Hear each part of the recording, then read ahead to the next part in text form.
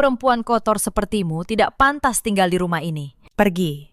Suami saya menampar pipi saya di depan ibunya, lalu menyeret koper saya ke halaman. Mertua saya tersenyum puas dari balik pintu. Mereka mengusir saya tepat di malam ulang tahun pernikahan kami. Yang tidak mereka tahu, sertifikat rumah mewah itu, beserta seluruh isinya, atas nama saya. Dan besok pagi, semua akan berubah. Halo sahabat, selamat datang kembali di channel kami. Hari ini saya akan membagikan sebuah kisah yang mungkin akan membuat dada kalian sesak di awal, tetapi terasa sangat melegakan di akhir. Sebuah kisah tentang seorang istri yang membangun segalanya dengan tangannya sendiri, namun diperlakukan seperti orang asing di rumahnya sendiri. Sebelum kita mulai, jangan lupa tekan tombol like dan subscribe agar tidak ketinggalan kisah-kisah berikutnya. Tuliskan juga dari kota mana kalian menonton di kolom komentar. Sekarang, mari kita mulai. Nama saya Anindya. Usia saya 38 tahun. Saya seorang notaris, sekaligus pemilik sebuah firma hukum dan properti di kawasan Kuningan, Jakarta. Sudah 12 tahun saya menikah. Selama itu pula saya membangun semuanya nyaris seorang diri. Saya bukan perempuan yang lemah. Saya menandatangani akta jual beli bernilai puluhan miliar setiap minggu. Saya menjadi saksi atas ribuan perjanjian. Tetapi di rumah saya sendiri, tanda tangan saya seolah tidak berarti apa-apa. Suami saya bernama Reza, 40 tahun. Dulu ia karyawan biasa di sebuah perusahaan logistik. Saat kami menikah, gajinya bahkan tidak cukup untuk menyewa rumah petak. Sayalah yang membiayai kuliah magisternya. Sayalah yang memberinya modal saat ia ingin membuka usaha. Dan saat usahanya bangkrut, sayalah yang menutupi semua hutangnya. Saya melakukan semua itu tanpa pernah mengungkitnya. Karena bagi saya, suami adalah teman seperjalanan. Bukan beban, bukan saingan. Saya masih ingat hari-hari awal pernikahan kami. Reza yang dulu adalah laki-laki yang berbeda. Ia akan menunggu saya pulang dengan secangkir teh hangat. Ia akan memijat bahu saya saat saya lelah. Ia pernah berkata sambil menggenggam tangan saya, "Anin, suatu hari nanti aku akan membalas semua kebaikanmu. Aku akan membuatmu bangga." Saya percaya padanya. Saya percaya bahwa kami akan tumbuh bersama, saling menopang, saling menjaga. Tetapi manusia bisa berubah, terutama saat ia mulai merasa kalah oleh keberhasilan pasangannya sendiri. Seiring firma saya berkembang dan nama saya semakin dikenal, ada sesuatu dalam diri Reza yang perlahan mengeras. Ia mulai merasa tidak nyaman saat orang memperkenalkan dirinya sebagai suami Bu Anindya. Ia mulai membandingkan penghasilannya dengan penghasilan saya, dan ego itu yang awalnya hanya retakan kecil, lama-kelamaan menjadi jurang yang memisahkan kami. Saya mencoba memahaminya. Saya menawarkan untuk membantunya membangun usaha baru. Saya bahkan rela mengecilkan diri di depan orang lain demi menjaga harga dirinya. Tetapi semakin saya mengalah, semakin ia merasa berhak menuntut. Dan saat ibunya datang dengan segala kepahitannya, ego Reza menemukan sekutu yang sempurna. Rumah yang kami tempati berdiri megah di kawasan Pondok Indah, 3 lantai, dengan kolam renang kecil di belakang dan taman yang dirawat setiap hari. Lampu kristal menggantung di ruang tengah. Lantainya marmer impor. Setiap perabot di dalamnya saya beli dari hasil keringat saya sendiri. Tetapi tidak ada satupun penghuni rumah itu yang mengakuinya. 3 tahun lalu, ibu mertua saya pindah untuk tinggal bersama kami. Namanya Bu Sulastri, 62 tahun. Sejak hari pertama ia menginjakan kaki, suasana rumah berubah menjadi dingin. Ia tidak pernah memanggil saya menantu. Ia memanggil saya perempuan itu, seolah saya hanya seorang pembantu yang kebetulan tidur di kamar utama. Setiap masakan yang saya buat selalu salah. Setiap hadiah yang saya berikan selalu kurang. Setiap napas saya seolah mengganggu, yang lebih menyakitkan, Reza tidak pernah membela saya. Setiap kali ibunya merendahkan saya, ia hanya diam. Atau lebih buruk, ikut menyalahkan saya. "Sudah, Anin, ibu sudah tua. Kamu yang mengalah saja," katanya setiap kali. Seolah harga diri saya adalah sesuatu yang murah dan bisa dikorbankan kapan saja. Ada juga adik iparnya, Wulan, 31 tahun. Adik perempuan Reza yang manja dan tidak pernah bekerja seumur hidupnya. Ia datang ke rumah kami hampir setiap minggu, bukan untuk bersilaturahmi, melainkan untuk meminta uang. Dan setiap kali saya menolak, ibu mertua saya akan membela Wulan habis-habisan. "Kakakmu pelit sekali, Wulan. Untung saja kamu punya keluarga seperti kami," kata Bu Sulastri suatu hari. Padahal uang yang ia maksud adalah uang saya. Saya mencatat semuanya, bukan untuk dendam, tetapi karena saya sudah terbiasa mencatat. Profesi saya mengajarkan satu hal penting, bahwa kebenaran selalu butuh bukti, dan bukti tidak pernah berbohong. Malam itu, saya pulang larut. Rapat dengan klien properti memakan waktu lebih lama dari biasanya. Kepala saya berdenyut, bahu saya terasa kaku. Saya hanya ingin mandi air hangat, lalu tidur. Tetapi begitu saya membuka pintu, suasana di dalam terasa berbeda. Lampu ruang tengah menyala terang. Bu Sulastri duduk di sofa dengan wajah dingin. Wulan berdiri di sampingnya, melipat tangan. Dan Reza, suami saya, berdiri di tengah ruangan dengan ekspresi yang tidak pernah saya lihat sebelumnya. "Dari mana saja kamu malam-malam begini?" tanya Bu Sulastri tajam. Saya menutup pintu pelan. "Dari kantor." "Bu, ada rapat dengan klien." "Rapat." "Rapat. Selalu rapat," sahut Wulan sinis. "Perempuan yang baik itu di rumah, mengurus suami, bukan keluyuran sampai tengah malam." Saya menarik napas. Saya sudah terbiasa dengan kalimat seperti itu. Tetapi malam ini ada sesuatu yang lain di udara. Sesuatu yang membuat bulu kuduk saya berdiri. "Reza," kata saya pelan, menatap suami saya. "Ada apa ini?" Reza tidak langsung menjawab. Ia menatap saya lama, lalu mengeluarkan selembar kertas dari saku jasnya. "Kita harus bicara, Anin," katanya, "tentang masa depan rumah tangga kita." Saya tidak tahu malam itu bahwa sebuah jebakan sudah disiapkan untuk saya. Dan mereka mengira saya tidak akan pernah bisa keluar darinya. Selembar kertas itu adalah surat perjanjian. Saya membacanya dengan tangan yang mulai dingin. Isinya, saya diminta menyerahkan pengelolaan seluruh aset rumah tangga, termasuk rumah dan firma, kepada Reza, atas nama kepercayaan suami istri. Saya mengangkat wajah. "Kamu ingin saya menandatangani ini? Ini hanya formalitas." "Anin," kata Reza. Suaranya dibuat selembut mungkin. "Sebagai kepala keluarga, sudah sepantasnya semua aset atas namaku." "Ibu juga setuju." "Tentu saja ibu setuju," sahut Bu Sulastri. "Mana ada laki-laki yang asetnya dipegang istri. Itu memalukan." Saya meletakkan kertas itu di meja. Saya tahu betul apa arti tanda tangan di atas dokumen seperti ini. Saya menyaksikannya setiap hari di kantor saya. Sekali tinta menyentuh kertas, segalanya berpindah tangan. Saya perlu waktu untuk membacanya dengan teliti. Kata saya, tenang. Wajah Reza mengeras. "Apa yang perlu dibaca? Kamu tidak percaya pada suamimu sendiri. Bukan soal percaya, Reza.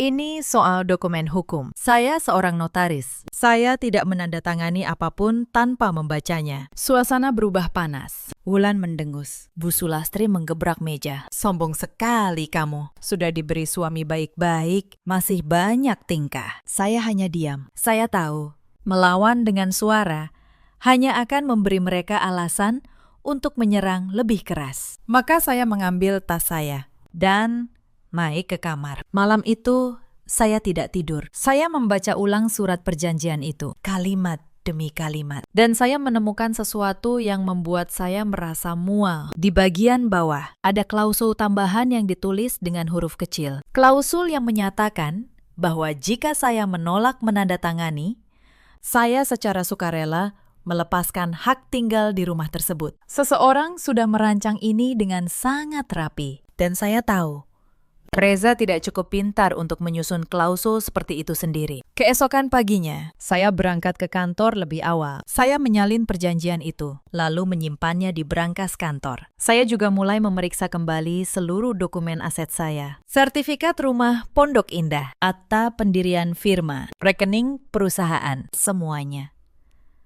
Dan saya bersyukur karena 12 tahun lalu, saat semua orang menganggap saya hanya istri biasa, saya sudah memastikan satu hal, semua atas nama saya, sah, hitam di atas putih. Tetapi mereka tidak berhenti di situ. Tekanan baru saja dimulai. Minggu berikutnya, saya pulang dan mendapati kunci kamar kerja saya telah diganti. Ruangan tempat saya menyimpan berkas-berkas pribadi. Saat saya bertanya, Bu Sulastri menjawab dengan santai, "Wulan butuh kamar. Dia akan tinggal di sini mulai sekarang. Barang-barangmu sudah ibu pindahkan ke gudang." Saya menahan napas. Berkas-berkas penting saya, foto-foto, dokumen lama, semuanya dipindahkan ke gudang yang lembab seperti barang rongsokan. Tetapi saya tidak marah di depan mereka. Saya hanya mengangguk pelan, lalu pergi memeriksa gudang.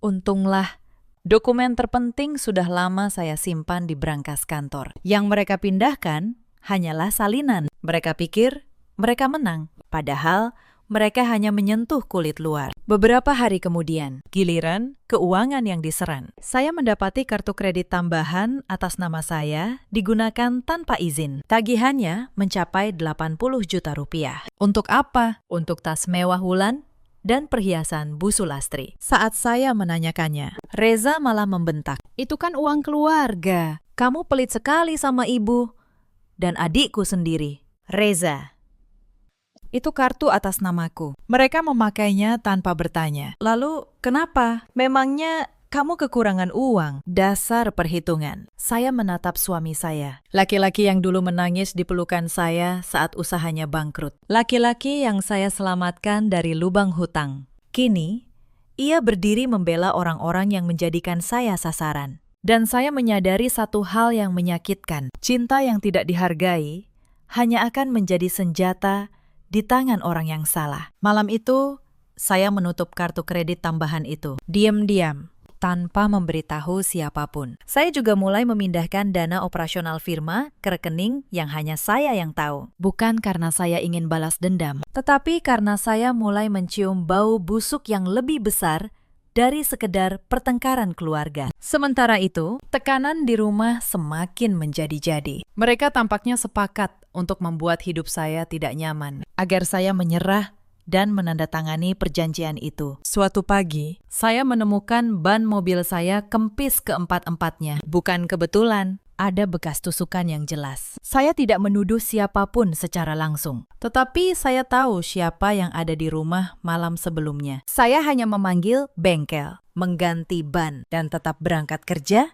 dengan kepala tegak. Mereka ingin melihat saya panik. Saya tidak memberi mereka kepuasan itu. Di lain hari, saat saya sedang menerima tamu penting di rumah, seorang klien yang ingin membahas kerjasama besar. Wulan sengaja menumpahkan kopi ke berkas-berkas di meja, lalu berkata dengan nada manis, "Aduh, maaf ya, Kak, aku ceroboh sekali." Klien saya melihat semuanya. Untungnya, ia justru bersimpati pada saya dan merasa tidak nyaman dengan perilaku Wulan. Kerjasama itu tetap berjalan. Bahkan, klien itu kemudian menjadi salah satu mitra terbesar firma saya. Mereka juga mulai menyebarkan cerita kepada kerabat bahwa saya istri yang durhaka, sombong, dan tidak menghormati mertua. Beberapa kerabat menelpon saya, memarahi saya tanpa tahu duduk perkaranya. Saya tidak membela diri. Saya hanya berkata, suatu hari kebenaran akan terungkap dengan sendirinya. Saya tidak perlu menjelaskan apapun sekarang, karena saya tahu orang yang sibuk membela diri terhadap fitnah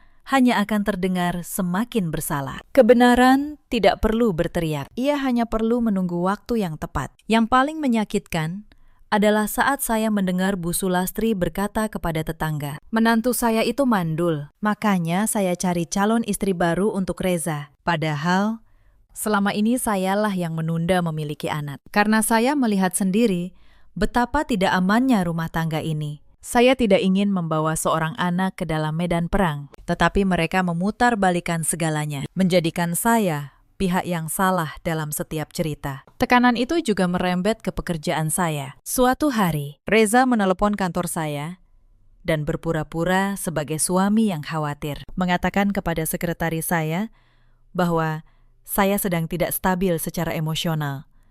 dan meminta agar jadwal saya dikurangi. Untungnya, sekretaris saya, Mbak Rina, sudah bekerja dengan saya selama bertahun-tahun dan tahu betul siapa saya. Ia langsung melaporkan hal itu kepada saya. Saya hanya tersenyum tipis. Mereka bahkan mencoba merusak reputasi profesional saya. Itu menunjukkan betapa putus asanya mereka. Saya menelan semua itu. Bukan karena saya lemah, tetapi karena saya tahu setiap penghinaan yang mereka lemparkan hari ini akan menjadi alasan yang memperkuat posisi saya nanti. Saya hanya perlu bersabar sedikit lebih lama. Kecurigaan saya terbukti seminggu kemudian. Sore itu saya pulang lebih cepat karena kurang enak badan. Mobil saya parkir di luar pagar, jadi tidak ada yang mendengar saya masuk. Dan di ruang tamu, saya mendengar percakapan yang membekukan darah saya. Pokoknya, begitu dia tanda tangan, rumah ini langsung kita balik nama, kata suara Wulan. Lalu kita jual. Untungnya kita bagi 3. Sabar, Wulan, sahut Bu Sulastri. Jangan terburu-buru. Reza, kamu harus pintar membujuknya. Kalau perlu, pura-pura sakit. Perempuan itu pasti luluh kalau kamu pura-pura sakit jantung. Lalu, terdengar suara Reza tertawa kecil. Tenang, Bu. Setelah semua atas namaku, aku ceraikan dia.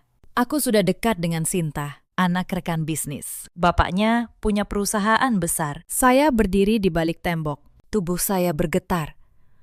Bukan karena takut, tetapi karena akhirnya saya melihat wajah mereka yang sebenarnya. Selama ini saya mengira saya hanya menghadapi keluarga yang kasar. Ternyata saya menghadapi sebuah komplotan yang ingin merampas segalanya, lalu membuang saya seperti sampah. Saya mundur perlahan, keluar dari rumah tanpa suara, dan duduk di dalam mobil. Saya menangis untuk terakhir kalinya. Saya izinkan diri saya menangis. Lalu saya menghapus air mata itu dan mengeluarkan ponsel saya. Saya menelpon Pak Hendra, pengacara senior sekaligus sahabat lama saya. Pak Hendra, saya butuh bantuan. Dan saya butuh semuanya rapi. Hitam di atas putih. Pak Hendra adalah orang yang membimbing saya saat saya pertama kali memulai karir. Ia tahu betul siapa saya. Dan ia tahu betul bahwa saya bukan tipe orang yang bertindak gegabah. Ketika saya menceritakan semuanya malam itu di telepon, ia terdiam cukup lama. Lalu ia berkata, "Anmin, kamu sudah terlalu lama bersabar. Tetapi sekarang, mari kita pastikan tidak ada satupun celah yang mereka bisa manfaatkan. Kita lakukan ini dengan benar, dengan hukum di pihak kita." Saya menutup telepon, dan untuk pertama kalinya dalam berbulan-bulan, saya merasa tidak sendirian. Sejak malam itu, saya berubah. Bukan menjadi jahat, tetapi menjadi tenang. Tenang seperti air yang dalam, yang tidak terlihat arusnya dari permukaan. Saya tetap pulang ke rumah setiap malam, tetap menyapa mereka dengan sopan, tetap memasak saat diminta. Tetapi di belakang layar, saya mulai menyusun setiap potongan teka-teki ke tempatnya. Saya mengumpulkan rekaman percakapan dari kamera kecil yang sudah lama terpasang di ruang tamu, yang dipasang firma keamanan saya bertahun-tahun lalu untuk alasan asuransi. Saya menyalin riwayat penggunaan kartu kredit. Saya mendokumentasikan tagihan yang mereka keluarkan atas nama saya. Saya bahkan diam-diam meminta Pak Hendra menyelidiki perempuan bernama Sinta itu, dan menemukan bahwa Reza sudah berhubungan dengannya selama hampir setahun. Setiap bukti saya simpan rapi dalam satu map tebal. Saya menyebutnya map kebenaran. Tekanan terus berdatangan. Suatu malam, Bu Sulastri menumpahkan sup panas ke pakaian kerja saya, lalu berkata, "Itu kecelakaan." Di lain hari, Wulan menyembunyikan kunci mobil saya hingga saya terlambat ke sidang penting. Mereka mencoba membuat saya goyah, membuat saya marah, membuat saya melakukan kesalahan. Tetapi saya tidak goyah karena saya tahu orang yang menyimpan kartu paling kuat tidak perlu menunjukkannya terburu-buru. Puncaknya datang di malam ulang tahun pernikahan kami yang ke-12. Saya pulang membawa kue kecil, berharap mungkin malam itu bisa sedikit hangat. Konyol, saya tahu. Tetapi hati seorang istri memang sulit berhenti berharap. Begitu saya masuk, koper-koper saya sudah berjajar di ruang tengah. Semua pakaian saya sudah dikeluarkan dari lemari. Reza berdiri di sana dengan surat perjanjian itu di tangannya. Tanda tangani sekarang. Anin, atau kamu keluar dari rumah ini malam ini juga. Saya menatap koper-koper itu. Lalu menatap suami saya. Kamu serius? Aku tidak pernah seserius ini, jawabnya dingin. Bu Sulastri muncul dari dapur sambil tersenyum. Tanda tangani saja, Nak. Daripada malu diusir di depan tetangga, saya menarik napas panjang. Lalu, dengan suara setenang mungkin, saya berkata, "Tidak, saya tidak akan menandatangani apapun." Dan saat itulah tangan Reza terangkat. Tamparan itu mendarat di pipi saya. Keras. Hingga kepala saya terhempas ke samping. Ruangan terasa berputar. Telinga saya berdenging. "Perempuan kotor sepertimu tidak pantas tinggal di rumah ini," teriaknya. Menyeret koper saya ke halaman. "Pergi." Bu Sulastri tertawa. Wulan merekam dengan ponselnya. Mungkin untuk bahan ejekan. Saya berdiri di tengah halaman. Dengan pipi yang panas dan koper di kaki saya. Di bawah langit malam yang dingin. Tetapi anehnya, saya tidak menangis. Saya justru merasa ringan. Karena malam itu, mereka baru saja menyerahkan kepada saya kartu terakhir yang saya butuhkan. Mereka mengusir saya dari rumah. Di depan kamera mereka sendiri. Dan rumah itu, beserta seluruh isinya, atas nama saya. Saya mengangkat koper saya, masuk ke mobil, dan pergi tanpa menoleh ke belakang. Mereka pikir mereka baru saja membuang saya, padahal mereka baru saja menandatangani kehancuran mereka sendiri. Malam itu, saya menginap di sebuah hotel dekat kantor. Saya duduk di tepi tempat tidur, menatap layar ponsel yang penuh dengan pesan tak terbaca. Tak satu pun dari Reza, hanya pesan dari Wulan. Berisi foto saya yang diusir. Dengan caption mengejek. Saya tidak membalas. Saya hanya menyimpannya, karena setiap kalimat penghinaan yang mereka kirim kelak akan menjadi bukti yang berbicara di tempat yang tepat. Esok paginya, saya pergi ke kantor seperti biasa. Saya tidak terlihat seperti perempuan yang baru saja diusir dari rumahnya. Saya mengenakan blazer terbaik saya, menyisir rambut dengan rapi, dan menghadap klien dengan senyum profesional. Tidak ada yang boleh tahu bahwa di dalam dada saya ada api yang sedang menyala perlahan. Siang itu, saya menemui Pak Hendra di ruangannya. Map kebenaran saya letakkan di atas meja. Ia membukanya, membaca setiap lembar dengan teliti, lalu menatap saya dengan ekspresi serius. "Anin," katanya pelan, "kamu sadar apa artinya semua ini?" Saya sadar, Pakistan. Dengan dokumen ini, kamu bisa menghancurkan mereka. Rumah itu atas namamu, firma atas namamu. Bahkan, kartu kredit yang mereka pakai juga atas namamu. Dan kamu punya bukti mereka menggunakannya tanpa izin. Itu penggelapan. Belum lagi rekaman rencana mereka menjual rumahmu. Itu permufakatan jahat. Saya tahu. Pakistan. Tetapi saya tidak ingin gegabah. Saya ingin semuanya berjalan sesuai hukum. Tidak ada satu langkah pun yang boleh salah. Pak Hendra tersenyum tipis. Itulah kenapa kamu selalu menjadi notaris terbaik yang pernah saya kenal. Baiklah, kita mulai. Selama 2 minggu berikutnya, saya bekerja dalam diam. Saya tidak menghubungi Reza. Saya tidak menjawab telepon Bu Sulastri. Saya membiarkan mereka berpikir bahwa saya hancur, bahwa saya menyerah, bahwa saya akan kembali sambil memohon. Dan benar saja, setelah seminggu, telepon Reza mulai berdering. Awalnya, mengancam. Kalau kamu tidak kembali dan tanda tangan, jangan harap dapat apa-apa dari perceraian ini. Saya tidak menjawab. Lalu, nadanya berubah. "Anin, ayo kita bicara baik-baik. Ibu kangen kamu." Saya tetap diam. Lalu, seperti yang sudah saya duga, datanglah drama yang mereka rencanakan. Wulan mengirim pesan. "Kak, ibu masuk rumah sakit. Sakit jantung. Beliau memanggil-manggil namamu." Saya hampir tertawa membaca pesan itu. Mereka benar-benar menjalankan rencana yang saya dengar malam itu. Pura-pura sakit jantung.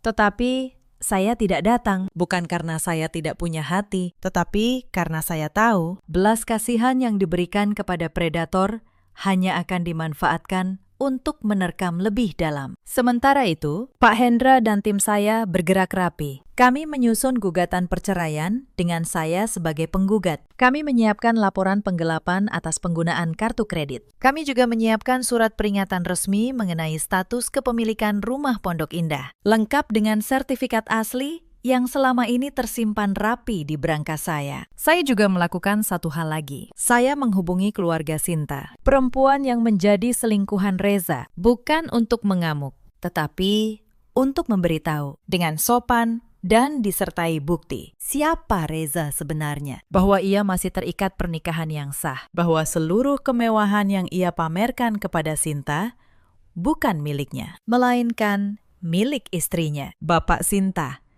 seorang pengusaha yang menjunjung tinggi nama baik, Langsung memutus semua hubungan dengan Reza keesokan harinya. Satu persatu, fondasi yang mereka bangun di atas kebohongan mulai runtuh. dan mereka belum menyadarinya. 3 minggu setelah saya diusir, Datanglah momen yang sudah lama saya siapkan. Surat panggilan resmi dikirim ke rumah Pondok Indah. Bukan surat dari saya, tetapi surat dari pengadilan. dan dari kantor hukum saya, yang menyatakan bahwa pemilik sah rumah tersebut meminta seluruh penghuni untuk mengosongkan bangunan dalam waktu yang ditentukan. Saya membayangkan wajah mereka saat membaca surat itu. Saya membayangkan Bu Sulastri yang biasanya angkuh, Wulan yang biasanya mencibir, dan Reza yang biasanya merasa berkuasa. Untuk pertama kalinya, mereka pasti merasakan tanah di bawah kaki mereka mulai bergeser. Telepon dari Reza datang bertubi-tubi malam itu. Kali ini suaranya panik.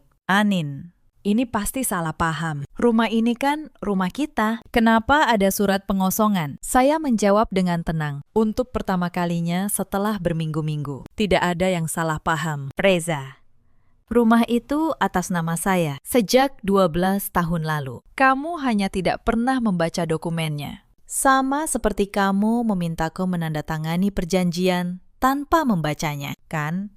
Hening di ujung telepon. Lalu suara Reza pecah. Kamu tega melakukan ini pada ibuku. Saya tidak melakukan apa-apa. Reza, saya hanya berhenti membiarkan kalian melakukan apapun yang kalian mau pada saya. Saya menutup telepon. Tangan saya tidak gemetar, hati saya tidak ragu.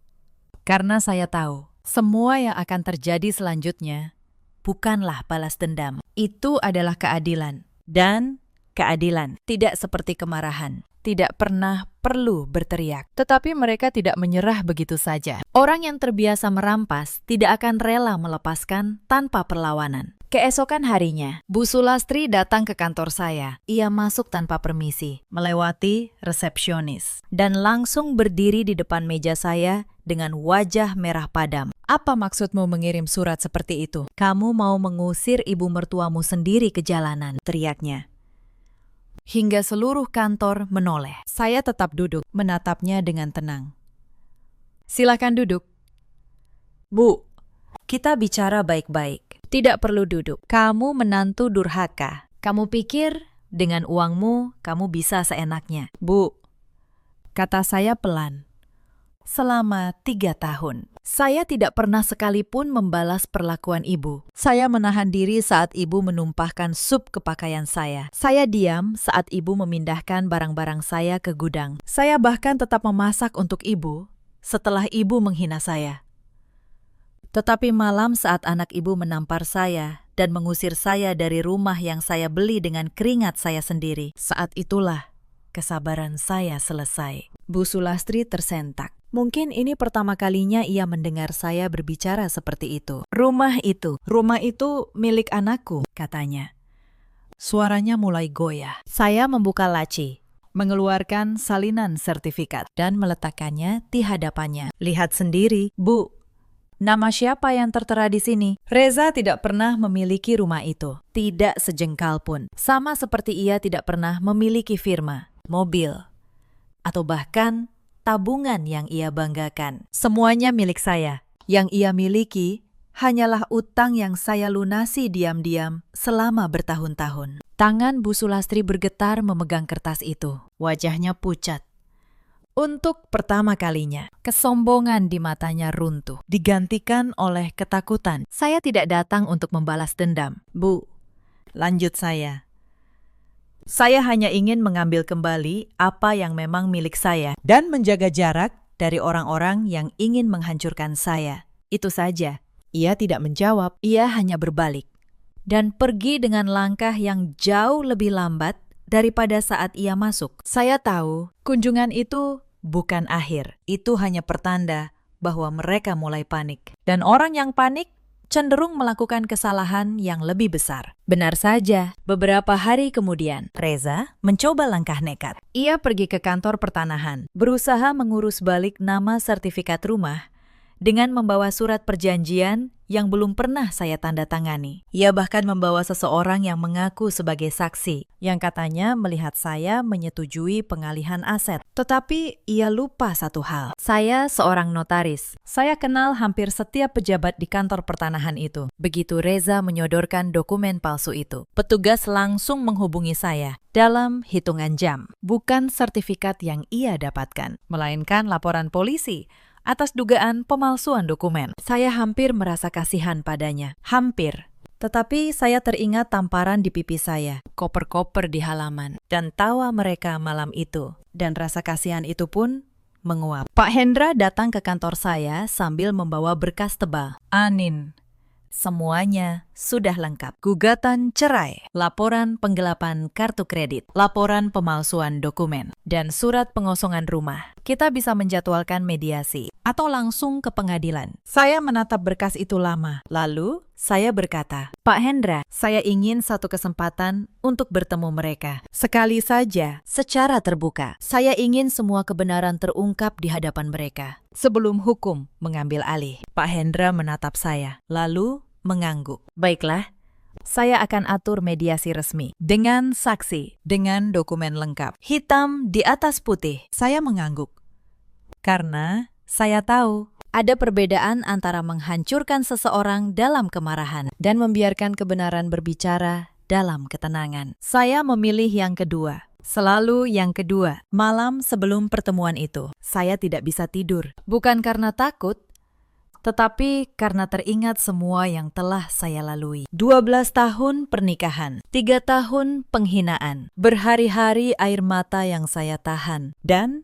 kini semuanya akan berakhir di satu ruangan. Saya membuka map kebenaran untuk terakhir kalinya. Setiap lembar adalah saksi bisu atas kesabaran saya. Dan besok mereka semua akan berbicara. Hari pertemuan itu tiba. Mediasi diadakan di sebuah ruang rapat di kantor Pak Hendra. Meja panjang membentang di tengah ruangan. Di satu sisi duduk Reza, Bu Sulastri, dan Wulan, dengan seorang pengacara yang tampak gugup. Di sisi lain, duduk saya dan Pak Hendra. Di ujung meja, seorang notaris independen bertindak sebagai saksi resmi, dan 2 orang dari pihak yang berwenang turut hadir. Saya mengenakan setelan abu-abu yang rapi. Wajah saya tenang. Tidak ada amarah, tidak ada air mata. Hanya ketenangan seorang perempuan yang sudah selesai dengan rasa sakitnya. Reza menatap saya dengan campuran kemarahan dan kecemasan. Bu Sulastri menundukkan wajah. Tidak lagi seangkuh biasanya. Hanya Wulan yang masih mencibir. Mungkin belum menyadari betapa dalam lubang yang mereka gali untuk diri mereka sendiri. Pak Hendra membuka pertemuan. Hari ini kita berkumpul untuk membahas beberapa hal. Pertama, gugatan perceraian. Kedua, status kepemilikan rumah di Pondok Indah. Ketiga, beberapa laporan yang telah diajukan klien saya. Mari kita mulai dengan tenang. Pengacara Reza mencoba berbicara duluan. Klien kami merasa bahwa sebagai suami, ia berhak atas separuh harta bersama, termasuk rumah dan firma. Pak Hendra tersenyum tipis. Ia membuka map dan mengeluarkan sertifikat rumah. Mari kita perjelas dulu. Rumah di Pondok Indah ini dibeli 12 tahun lalu, sebelum dan terpisah dari harta bersama, menggunakan dana pribadi klien saya dengan sertifikat atas nama Ibu Anindya seorang. Begitu pula firma yang didirikan dengan modal pribadi. Ini bukan harta bersama, ini harta pribadi yang sah. Wajah pengacara Reza memucat. Ia jelas tidak menyangka dokumennya selengkap ini. Itu tidak mungkin, potong Wulan.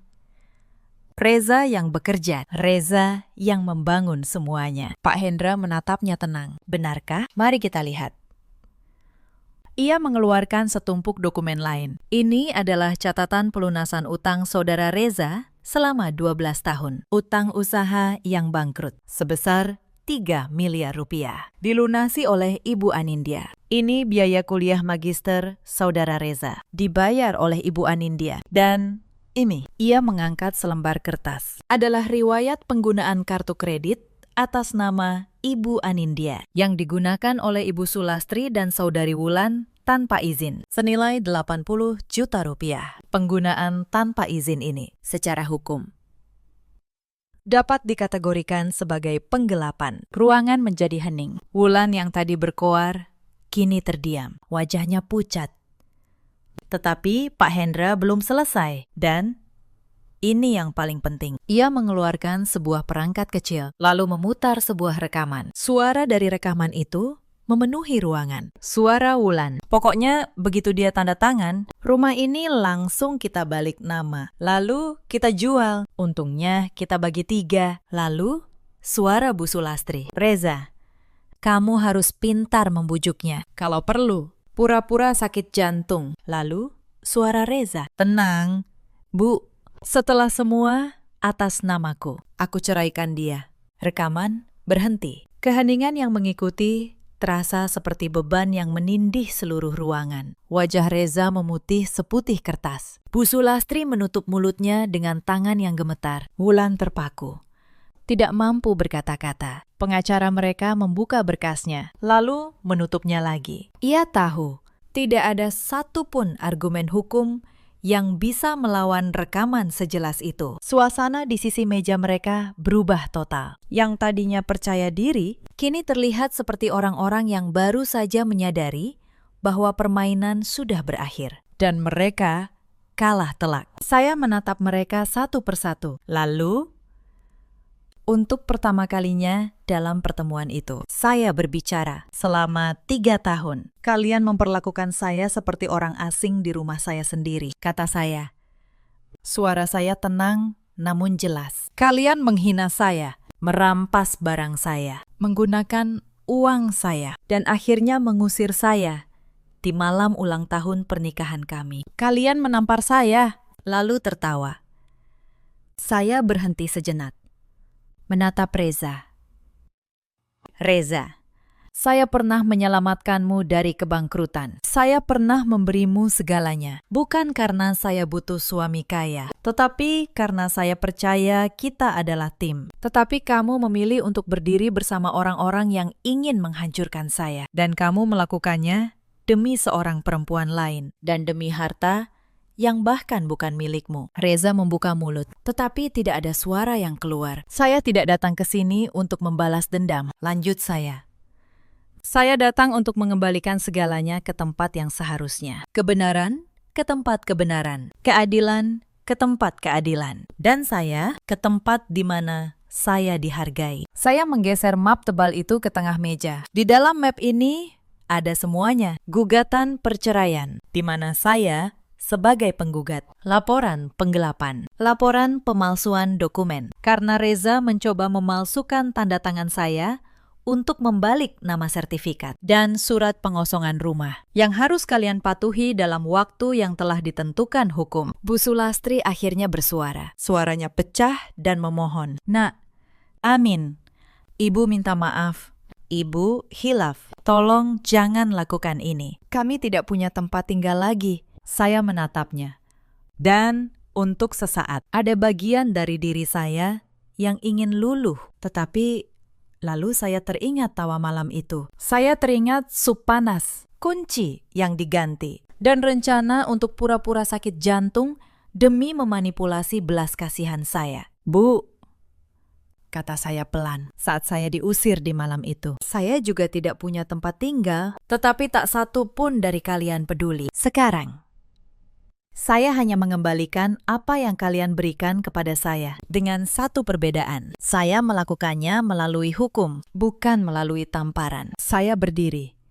Saya tidak akan menahan kalian di penjara. Jika kalian mengembalikan semua yang telah kalian ambil dan menandatangani kesepakatan ini, rumah dan firma tetap menjadi milik saya. Perceraian berjalan dan kalian pergi dari hidup saya. Itu tawaran saya. Sekali ini saja. Pengacara Reza dengan wajah yang sudah menyerah Membisikkan sesuatu kepada kliennya. Reza dengan tangan gemetar akhirnya meraih pena. Untuk pertama kalinya dalam hidupnya, ia menandatangani sesuatu bukan untuk merampas, melainkan untuk melepaskan. Saat tinta menyentuh kertas, Saya merasakan beban 3 tahun terangkat dari bahu saya. bukan kemenangan yang saya rasakan, melainkan kelegaan. Kelegaan seorang perempuan yang akhirnya bisa bernapas kembali di udaranya sendiri. Setelah pertemuan itu, hidup saya berubah dengan cepat. Tetapi tidak seperti yang mungkin kalian bayangkan. Tidak ada pesta kemenangan, tidak ada euforia. Hanya ketenangan yang perlahan mengisi hari-hari saya. Perceraian berjalan lancar,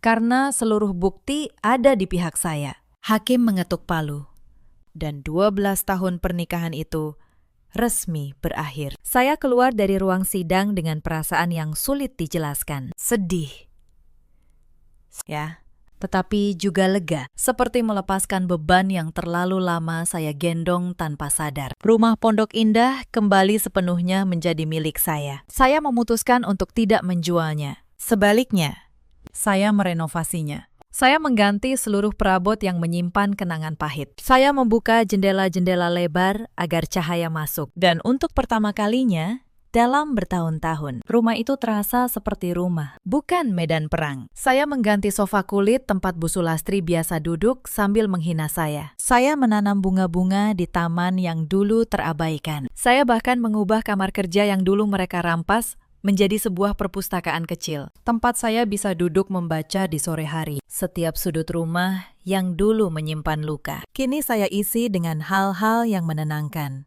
Karena saya percaya sebuah rumah seharusnya menjadi tempat penyembuhan, bukan tempat penderitaan. Lalu, apa yang terjadi pada mereka? Reza kehilangan segalanya. Bukan karena saya merampasnya, tetapi karena memang tidak pernah ada yang menjadi miliknya. Tanpa firma, tanpa rumah, tanpa nama besar yang dulu ia pinjam dari saya. Ia kembali menjadi dirinya yang sebenarnya. Seorang laki-laki biasa dengan utang dan tanpa keterampilan untuk bangkit sendiri. Sinta, perempuan yang ia kejar, sudah lama meninggalkannya. Begitu tahu kebenarannya. Kabar terakhir yang saya dengar, ia bekerja serabutan, berpindah dari satu pekerjaan ke pekerjaan lain. Beberapa bulan setelah perceraian, Reza pernah datang ke kantor saya. Penampilannya jauh berbeda dari dulu. Wajahnya kuyu, bajunya lusuh. Ia berdiri di depan meja saya, lalu berkata dengan suara pelan, "Anin, aku menyesal. Aku salah. Bisakah kita mulai lagi?" Saya menatapnya cukup lama. Lalu, saya menjawab, "Reza, ada hal-hal yang sekali pecah tidak bisa disatukan kembali. Bukan karena saya tidak mau memaafkan. Saya sudah memaafkanmu. Tetapi memaafkan dan kembali adalah dua hal yang berbeda. Saya memaafkanmu agar saya bisa melangkah maju, bukan agar saya kembali ke masa lalu." Ia pergi dengan kepala tertunduk, dan itulah terakhir kali saya melihatnya. Bu Sulastri kembali ke kampung halamannya. Kesombongan yang dulu ia banggakan, kini tidak lagi punya panggung. Tidak ada lagi rumah mewah untuk dipamerkan kepada tetangga. Tidak ada lagi menantu kaya untuk dijadikan sumber uang. Ia harus belajar hidup sederhana, sesuatu yang seharusnya tidak sulit. Jika saja ia tidak pernah lupa diri. Wulan, yang seumur hidupnya tidak pernah bekerja, akhirnya terpaksa mencari pekerjaan. Tanpa kakak yang membiayai, tanpa uang yang mengalir begitu saja. Ia harus menghadapi kenyataan yang selama ini ia hindari. Saya tidak tahu apakah ia belajar sesuatu dari semua ini. Tetapi, saya berharap suatu hari ia akan mengerti bahwa hidup yang dibangun di atas perampasan tidak akan pernah berdiri kokoh. Saya tidak membenci mereka, sungguh. Kebencian hanya akan menjadi rantai yang mengikat saya pada masa lalu. Sebaliknya, saya memilih untuk melepaskan, membiarkan mereka menghadapi konsekuensi dari pilihan mereka sendiri. Karena begitulah cara kerja kehidupan. Apa yang kita tanam, itulah yang kita tuai. Beberapa bulan kemudian, firma saya berkembang lebih besar dari sebelumnya, tanpa beban di rumah, tanpa energi yang terkuras oleh pertengkaran. Saya bisa fokus sepenuhnya pada pekerjaan yang saya cintai. Saya menambah karyawan, saya membuka cabang baru, dan yang paling membahagiakan, saya mulai menyisihkan sebagian penghasilan untuk membantu para perempuan yang mengalami hal serupa dengan saya. Saya membentuk sebuah layanan bantuan hukum gratis, khusus untuk perempuan yang menjadi korban kekerasan dan perampasan harta dalam rumah tangga. Saya tahu betul bagaimana rasanya merasa terjebak, merasa tidak berdaya, merasa sendirian.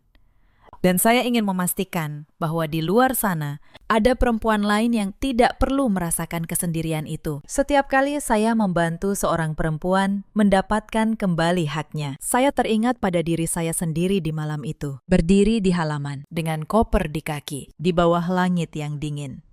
Dan saya bersyukur karena rasa sakit itu tidak menghancurkan saya. Sebaliknya, ia membentuk saya menjadi seseorang yang lebih kuat. Salah satu perempuan yang saya bantu adalah seorang ibu muda bernama Lestari. Ia datang ke kantor saya dengan mata sembab, menceritakan bagaimana suaminya dan keluarganya merampas tabungan yang ia kumpulkan bertahun-tahun. Saat saya mendengar ceritanya, saya seperti melihat bayangan diri saya sendiri di masa lalu. Saya mendampinginya, langkah demi langkah, hingga ia mendapatkan kembali apa yang menjadi haknya. Saat ia akhirnya tersenyum lega, saya merasakan kebahagiaan yang tidak pernah saya rasakan dari kemewahan manapun. Karena ternyata kebahagiaan terbesar bukan datang dari apa yang kita miliki, melainkan dari apa yang bisa kita berikan kepada orang lain. Suatu sore, saya duduk di teras rumah yang kini terasa damai. Secangkir teh hangat di tangan saya. Angin sepoi membelai wajah saya. Dan untuk pertama kalinya dalam waktu yang sangat lama, saya merasa benar-benar utuh. Saya bukan lagi perempuan yang menunggu untuk dihargai. Saya adalah perempuan yang menghargai dirinya sendiri. Dan itu ternyata jauh lebih berharga daripada rumah mewah manapun. Cerita ini mengajarkan kita banyak hal, bahwa kebaikan yang tidak dihargai bukanlah alasan untuk berhenti menjadi baik, tetapi menjadi alasan untuk lebih menghargai diri sendiri. Jangan pernah membiarkan siapapun membuatmu merasa kecil di rumah yang kau bangun dengan tanganmu sendiri. Dan jangan pernah menukar harga dirimu demi cinta yang hanya datang saat kau berguna. Ada banyak perempuan di luar sana yang seperti saya dulu. Perempuan yang bekerja keras, yang membiayai keluarga, yang memberi segalanya, namun tetap diperlakukan seolah tidak berarti. Perempuan yang menahan air mata di balik senyum, yang mengira bahwa diam adalah bentuk pengorbanan yang mulia. Jika kalian merasa menjadi salah satu dari mereka, izinkan saya mengingatkan, kesabaran bukan berarti membiarkan diri dihancurkan. Kesabaran adalah menunggu waktu yang tepat untuk berdiri. Ada juga banyak suami di luar sana seperti Reza, laki-laki yang lupa siapa yang berdiri di sampingnya saat ia jatuh. Laki-laki yang memilih kesombongan di atas kesetiaan dan menukar pasangan yang tulus demi bayangan yang lebih berkilau. Kepada mereka, kehidupan biasanya mengajarkan pelajaran dengan caranya sendiri. Dan ada pula para ibu mertua seperti Bu Sulastri, yang lupa bahwa menantu juga seorang anak perempuan dari ibu yang lain, yang mengira bahwa kekuasaan atas rumah tangga anaknya akan bertahan selamanya. Padahal, rasa hormat tidak pernah bisa dipaksakan. Ia hanya bisa ditumbuhkan melalui kasih sayang. Saya menulis kisah ini bukan untuk membalas dendam, melainkan untuk berbagi. Bahwa di balik setiap perempuan yang tampak rapuh, seringkali tersembunyi kekuatan yang luar biasa. Dan bahwa keadilan, meski kadang datang terlambat, pada akhirnya selalu menemukan jalannya. Dalam hidup, kita semua punya pilihan untuk diam atau berdiri, untuk menyerah atau bertahan, untuk membiarkan luka menghancurkan kita, atau membiarkannya membentuk kita menjadi pribadi yang lebih kuat. Saya memilih untuk berdiri, dan saya tidak pernah menyesalinya. Jika kisah ini menyentuh hati kalian, ceritakan pengalaman kalian di kolom komentar. Mungkin ada seseorang di luar sana yang membutuhkan kekuatan dari cerita kalian. Terima kasih sudah menemani sampai akhir. Sampai jumpa di kisah berikutnya. Malam itu, suamiku mengangkat gelas di tengah ruang makan rumah kami sendiri, lalu memperkenalkan perempuan lain sebagai calon nyonya rumah. Ibu mertua bertepuk tangan. Adik iparnya tertawa. Mereka pikir saya hanya istri miskin yang akan menangis lalu pergi. Tapi mereka tidak tahu satu hal. Akta rumah ini, sertifikat tanah ini, bahkan rekening yang membayar pesta mewah ini, semua atas nama saya. Dan malam ini, saya yang akan menentukan siapa yang keluar dari pintu itu. Halo sahabat, selamat datang di channel ini. Tempat di mana setiap kisah membawa pelajaran. Dan setiap pelajaran menyentuh hati yang mendengarnya. Sebelum kita mulai, jika cerita ini menyentuh hatimu, jangan lupa like, bagikan, dan subscribe. Tekan tombol lonceng agar tidak ketinggalan kisah berikutnya. Sekarang, cari tempat ternyaman dan dengarkan sampai akhir. Karena akhir dari cerita ini tidak akan kalian duga. Nama saya Anindya. Usia saya 34 tahun. Selama 8 tahun terakhir, semua orang mengenal saya sebagai ibu rumah tangga biasa, istri yang masak, mengurus anak, dan hidup dari gaji suami. Saya tinggal di sebuah rumah di kawasan Bintaro, rumah yang rapi, tapi tidak mencolok. Mobil saya sedan tua yang umurnya hampir 10 tahun. Setiap pagi, saya bangun jam 4, menyiapkan sarapan, mengantar anak saya, Kenzo, ke sekolah. Lalu kembali ke dapur, seperti perempuan rumahan pada umumnya. Suami saya bernama Damar, 38 tahun, bekerja sebagai manajer di sebuah perusahaan properti. Di mata semua orang, kami pasangan sederhana. Dia yang mencari nafkah, saya yang menjaga rumah.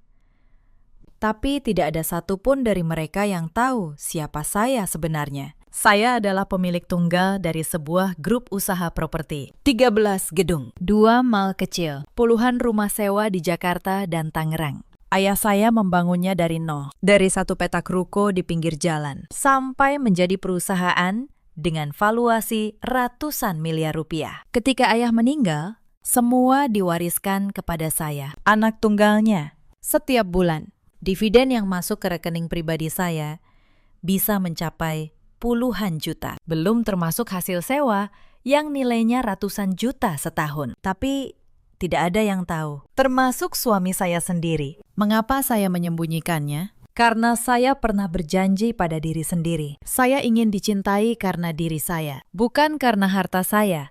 8 tahun lalu, ketika Damar melamar, saya sengaja tampil sebagai perempuan biasa, anak dari keluarga sederhana, bekerja sebagai admin di kantor kecil. Saya ingin tahu, apakah dia mencintai Anindya atau hanya mencari jalan menuju kekayaan? Dan selama 8 tahun, saya pikir saya sudah menemukan jawabannya. Saya pikir Damar mencintai saya apa adanya. Ternyata saya salah. Kalau saya ingat kembali, awal pernikahan kami sebenarnya manis. Damar dulu pria yang sederhana. Dia bekerja keras. Dia memperlakukan saya dengan lembut. Setiap malam, dia pulang membawa cerita tentang harinya. Kami tertawa bersama di meja makan kecil. Saya bahagia. Saya pikir inilah cinta yang saya cari. Cinta yang tidak peduli pada harta. Saya bahkan diam-diam sering membantu karirnya. Ketika perusahaan tempat dia bekerja butuh investor, saya yang diam-diam mengatur agar salah satu perusahaan saya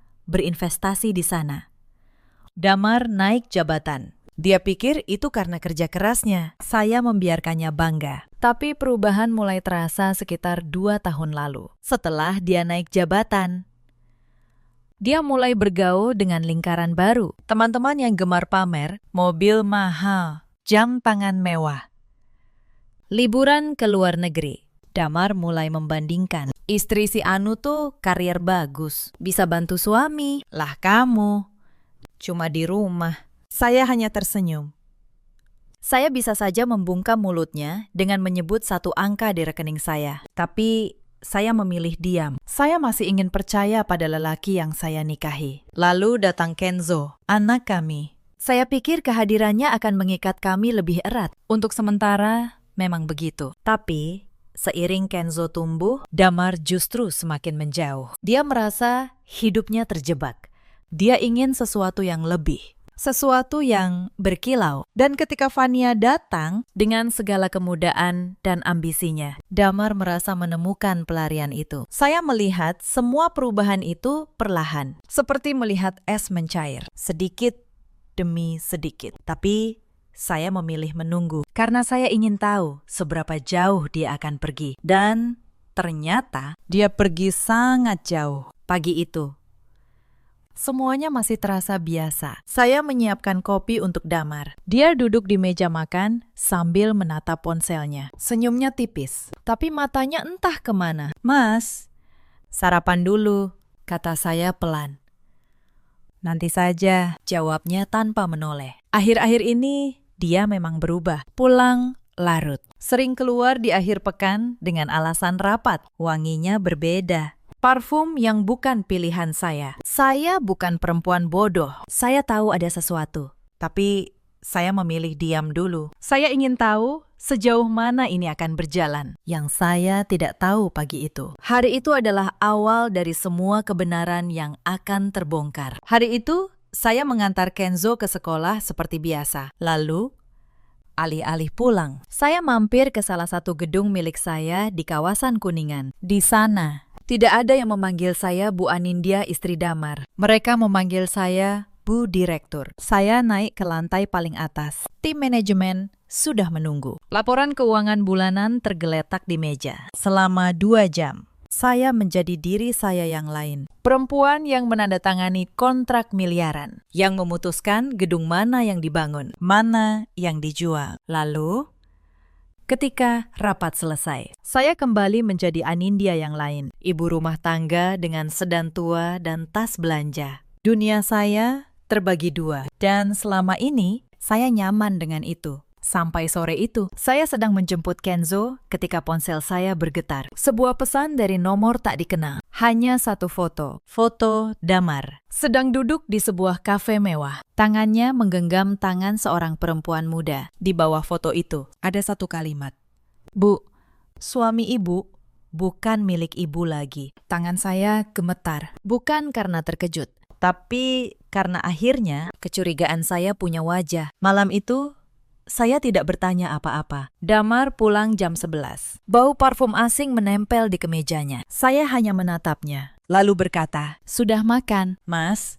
Dia mengangguk, lalu masuk kamar tanpa menoleh. Saya duduk di ruang tamu sampai larut, menatap foto di ponsel saya. Dan di dalam hati, sesuatu yang dulu hangat, perlahan membeku. Saya memutuskan satu hal. Saya tidak akan menangis. Saya akan mencari tahu semuanya. Esok paginya, saya mulai memperhatikan. Saya melihat ponsel Damar saat dia mandi. Sebuah nama muncul berulang. Banya, dengan emoji hati di sampingnya. Pesan-pesan itu membuat dada saya sesak. Mereka membicarakan masa depan, membicarakan rumah, membicarakan saya sebagai penghalang. "Sabar ya sayang," tulis Damar. "Sebentar lagi, dia akan pergi sendiri. Dia tidak punya apa-apa. Mau kemana lagi?" Saya membaca kalimat itu berkali-kali. Dia tidak punya apa-apa. Saya tersenyum getir. Dia bahkan tidak tahu rumah yang dia tinggali, mobil yang dia kira mobil dinas. Semuanya milik saya, hari demi hari. Saya mengumpulkan tangkapan layar, catatan transaksi, bahkan rekaman suara yang tidak sengaja saya dapat. Saya tahu siapa Fania, perempuan 26 tahun, bekerja di kantor yang sama dengan Damar. Hidup dari gaji pas-pasan, tapi bermimpi besar. Dan saya tahu satu hal lagi. Fania tahu betul Damar sudah beristri. Dia tidak peduli. Suatu malam, saya mendengar Damar menelpon di balkon. Suaranya pelan, tapi cukup untuk saya dengar. "Iya, Bu," katanya. "Anindya itu cuma beban. Tenang saja. Ibu pasti suka sama Fania. Dia lebih pantas jadi menantu ibu." Ternyata, ibu mertua saya sudah tahu, bahkan merestui selama 8 tahun. Saya melayani perempuan itu seperti ibu kandung sendiri, memijat kakinya, memasak makanan kesukaannya, membayar diam-diam setiap kali biaya rumah sakitnya menumpuk dengan uang yang dia kira dari gaji Damar. Dan inilah balasannya. Saya berdiri di belakang pintu kaca, menatap punggung suami saya. Dan untuk pertama kalinya, saya merasa benar-benar sendiri. Tapi malam itu juga, sesuatu di dalam diri saya berubah. Saya berhenti menjadi korban. Saya mulai berpikir seperti pemilik. Konflik pertama yang terbuka terjadi seminggu kemudian. Tapi sebelum itu, ada beberapa hal kecil yang menumpuk. Suatu sore, saya pulang dan menemukan barang-barang saya dipindahkan. Lemari pakaian saya dikosongkan separuh. Beberapa baju saya dimasukkan ke dalam kardus. Itu Fania yang minta, kata Damar santai. Dia mau taruh barang-barangnya di sini. Kamu nggak keberatan kan? Toh kamu juga sebentar lagi pindah. Saya menatap kardus berisi pakaian saya itu. Lalu menjawab, tenang, tidak apa-apa, Mas. Hari lain. Saya menemukan tagihan kartu kredit yang membengkak. Damar membelanjakan jutaan rupiah untuk tas dan perhiasan. Bukan untuk saya, untuk perempuan lain yang dia tidak sadari. Limit kartu itu sengaja saya batasi rendah. Uang sungguhan tetap di tangan saya. Suatu malam, Kenzo demam tinggi. Saya panik. Ingin membawanya ke rumah sakit. Saya mencari Damar. Dia tidak ada. Ponselnya tidak aktif. Saya membawa Kenzo sendirian ke rumah sakit dengan sedan tua saya. Menunggu di ruang gawat darurat sampai pagi. Sendirian. Esok harinya, ketika Damar pulang, saya bertanya, di mana dia semalam? Ada urusan kantor. Jawabnya cuek. Padahal saya tahu dari pesan di ponselnya, dia menghabiskan malam itu di sebuah hotel bersama Fania. Saat anaknya sendiri terbaring sakit. Saat itu, sesuatu di dalam diri saya benar-benar padam. Cinta yang tersisa lenyap sepenuhnya. Yang tinggal hanya satu tekad. Saya tidak akan membiarkan anak saya tumbuh di rumah yang penuh kebohongan. Lalu, seminggu kemudian, datanglah map coklat itu. Damar pulang membawa map coklat. Dia menaruhnya di meja makan, lalu menyodorkan sebuah pulpen. Dia tanda tangan di sini, katanya. Saya menatap map itu. Apa ini? Mas, surat persetujuan. Aku mau ambil kredit untuk usaha. Butuh persetujuan istri. Saya membuka map itu perlahan. Mata saya berhenti di satu baris. Ini bukan surat kredit. Ini surat pernyataan bahwa saya, Anindya, menyatakan tidak memiliki hak apapun atas rumah yang kami tinggali. Bahwa rumah itu sepenuhnya milik Damar. Tangan saya dingin, tapi wajah saya tetap tenang. Mas, ini bukan surat kredit, kata saya. Dia tertawa kecil. Dia, kamu kan gak ngerti soal beginian. Tanda tangan saja, ini buat kebaikan kita. Saya menatap matanya. Di sana tidak ada cinta, hanya perhitungan. Aku baca dulu ya, Mas, jawab saya. Wajahnya langsung berubah.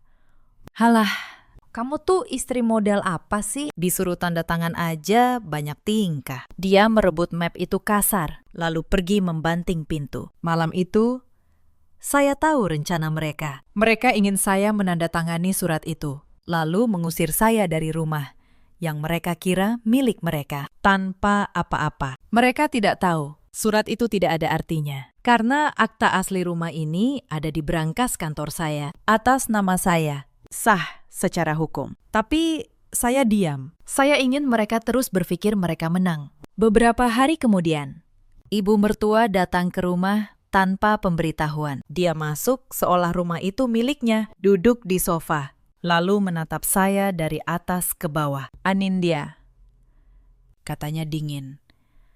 Kamu sudah 8 tahun jadi istri Damar, tapi kamu gak bisa kasih apa-apa ke keluarga ini. Saya menuangkan teh untuknya. Maksud ibu apa? Kamu cuma anak orang miskin. Damar itu pantasnya dapat istri yang sederajat, yang bisa bantu dia naik. Saya tersenyum tipis. Lalu ibu mau saya bagaimana? Tahu diri, jawabnya tajam.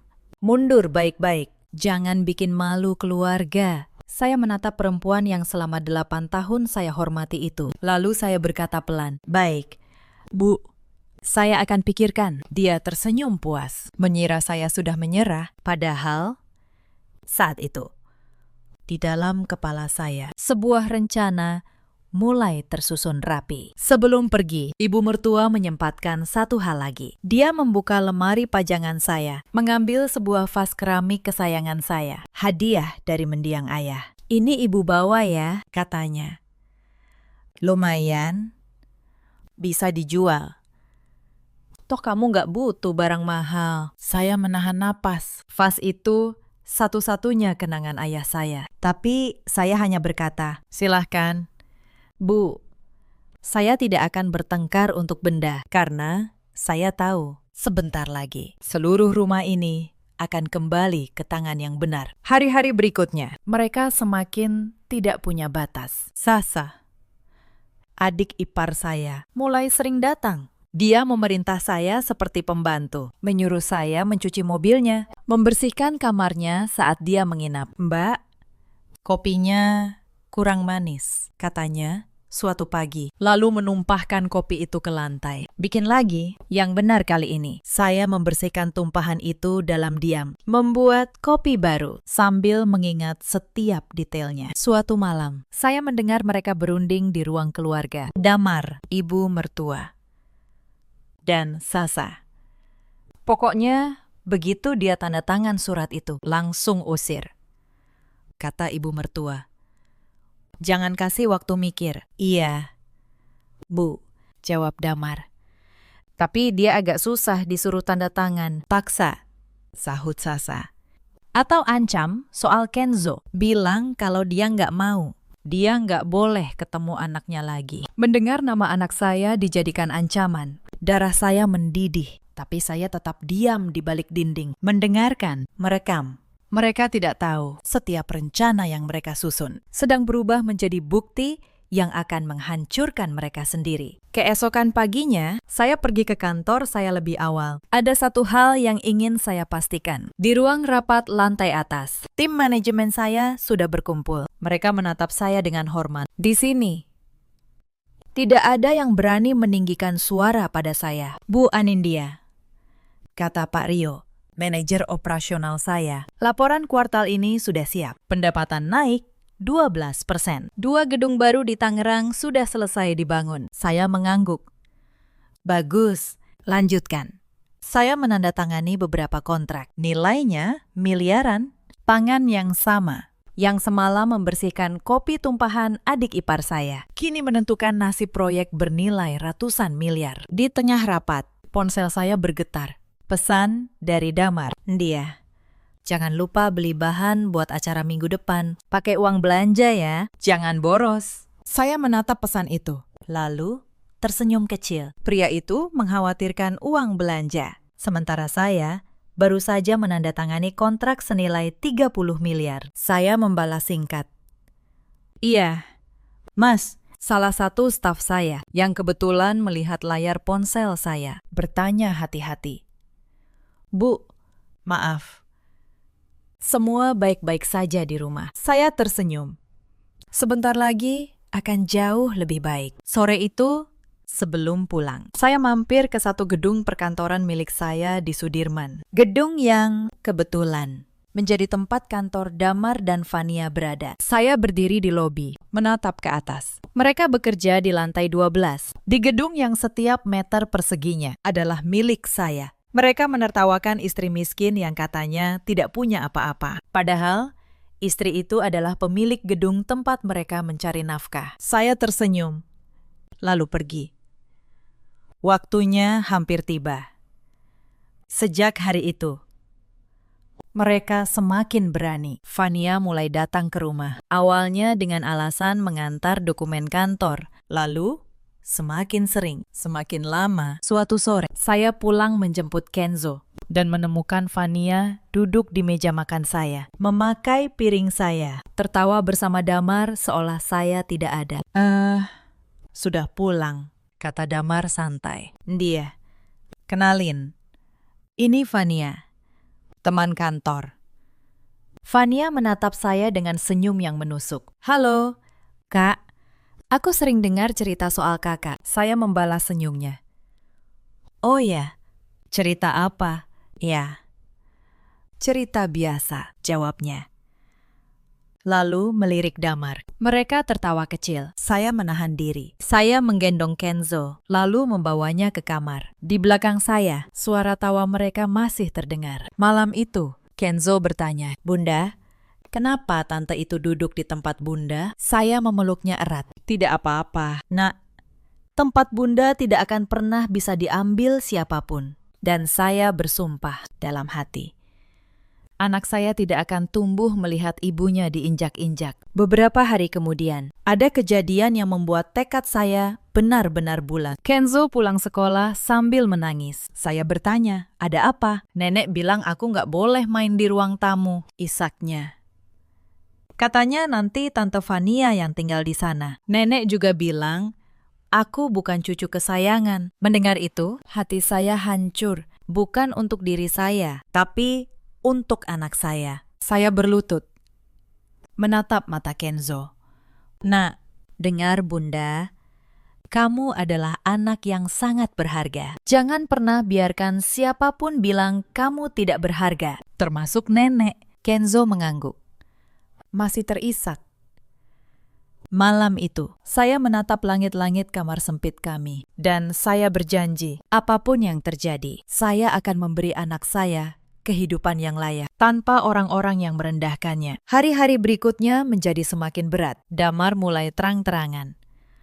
Dia tidak lagi menyembunyikan ponselnya. Tidak lagi peduli saya melihat atau tidak. Suatu malam, dia berkata di meja makan, "Aku rasa kita perlu bicara serius." Saya meletakkan sendok. "Bicara apa?" "Mas, aku sudah nggak bahagia. Kamu nggak berkembang. Kamu cuma di rumah, masak, ngurus anak. Aku butuh perempuan yang bisa mengimbangi aku." Saya menatapnya. "Jadi maksud Mas, kita cerai?" Dia diam sejenak, lalu berkata, "Aku mau kamu pergi dari rumah ini." "Baik-baik. Demi Kenzo juga, biar dia nggak lihat kita ribut." Saya hampir tertawa. "Demi Kenzo," seolah dia peduli. "Lalu rumah ini?" tanya saya. "Rumah ini punyaku," jawabnya cepat. "Kamu nggak ada hak di sini. Kamu datang nggak bawa apa-apa, jadi pergi juga nggak usah minta apa-apa." Saya mengangguk pelan. "Baik, kalau itu mau Mas." Mata Damar berbinar. Dia pikir saya menyerah. Dia pikir dia menang. Dia tidak tahu setiap kata yang dia ucapkan malam itu sedang saya rekam diam-diam dari ponsel di saku celemek saya. Minggu itu, tekanan dari mereka semakin menjadi. Suatu pagi, ibu mertua datang lagi. Kali ini membawa 3 koper besar. Dia menaruhnya di ruang tamu, seolah rumah itu hotel miliknya. "Mulai sekarang, ibu tinggal di sini," katanya. "Mau mengawasi rumah ini. Takut kamu macam-macam sebelum pergi." Saya menatap koper-koper itu. "Baik, Bu. Kamar tamu sudah saya siapkan." Dia mendengus. "Bukan kamar tamu. Ibu mau kamar utama. Kamar kamu pindah ke kamar belakang saja, dekat dapur. Itu lebih pantas buat kamu." Saya menelan rasa sakit itu, lalu mengangguk pelan. "Baik." Mereka pikir saya tunduk, padahal setiap penghinaan itu sedang saya catat. Satu persatu. Hari berikutnya, Damar membawa Vania menginap. Terang-terangan.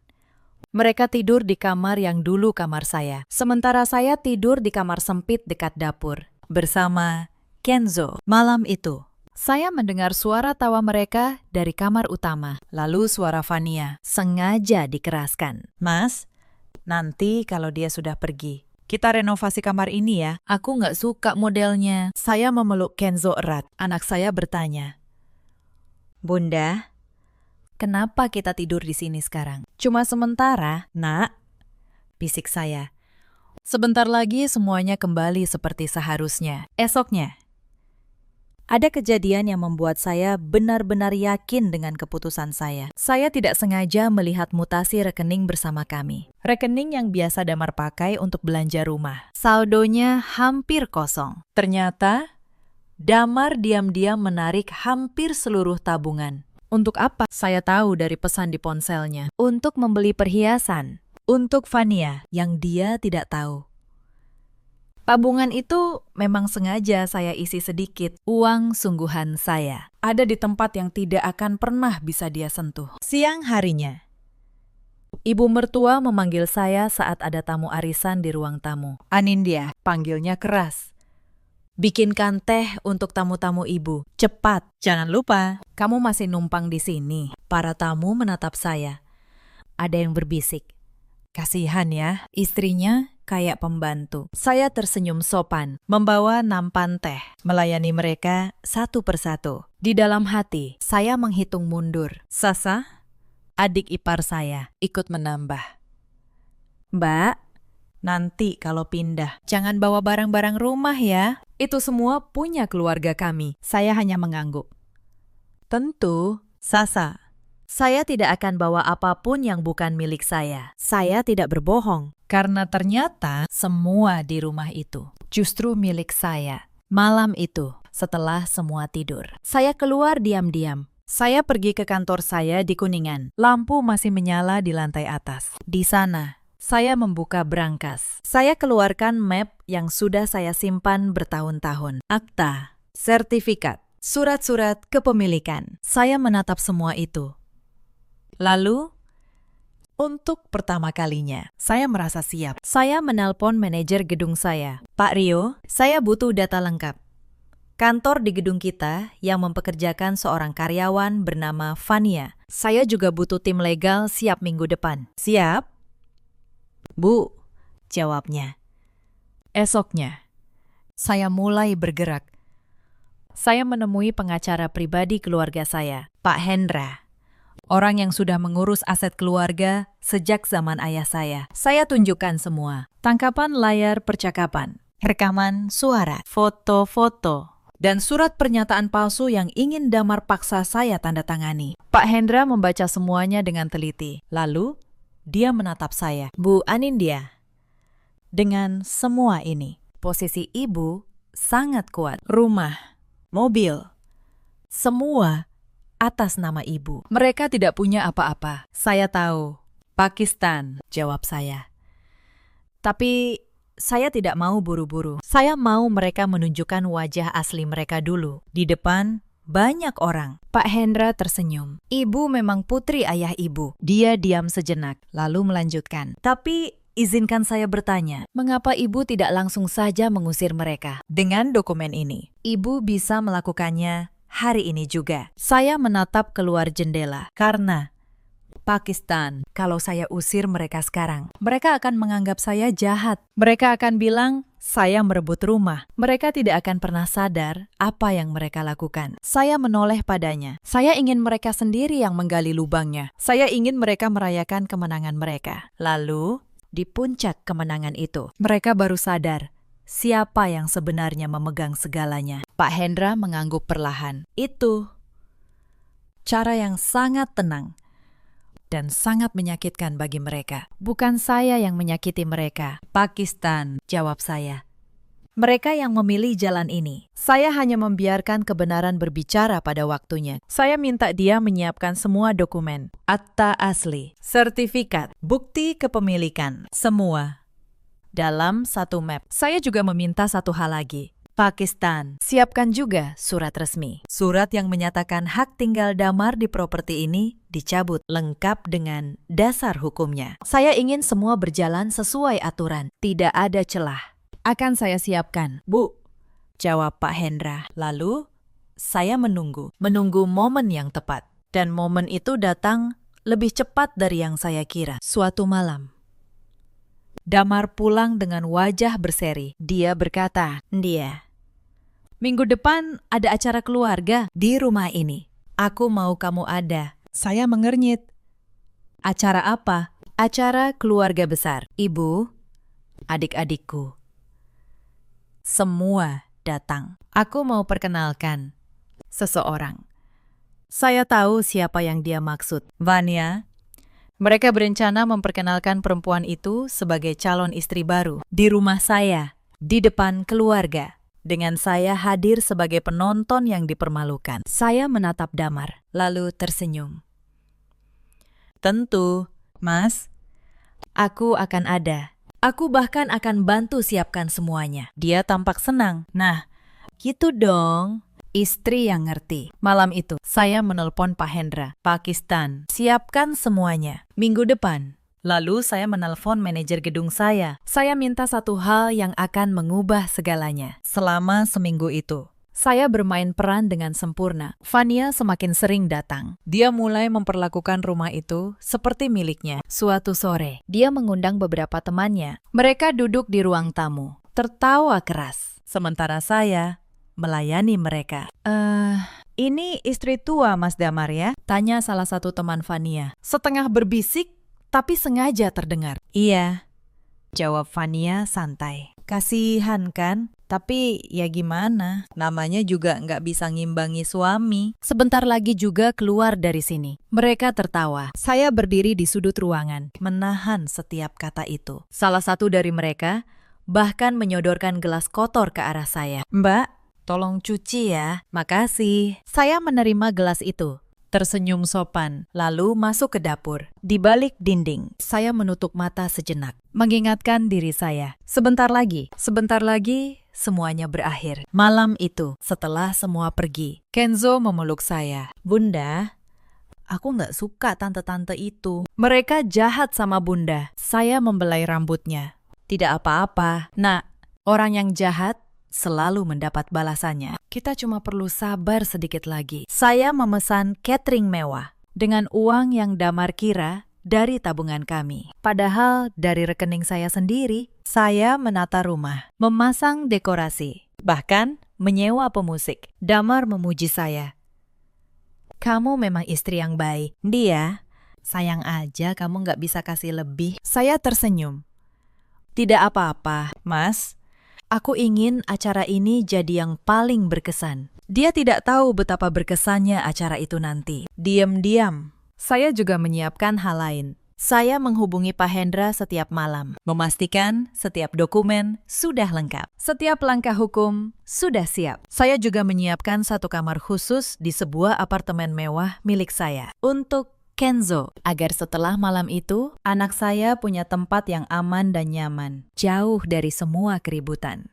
Saya merencanakan semuanya seperti saya merencanakan proyek bernilai miliaran. Dengan teliti, dengan tenang, tanpa satu celah pun. Fania bahkan menelpon saya dengan nada manis yang dibuat-buat. Kak, makasih ya sudah mau siapin acara. Kakak baik banget. Sama-sama, Vanya.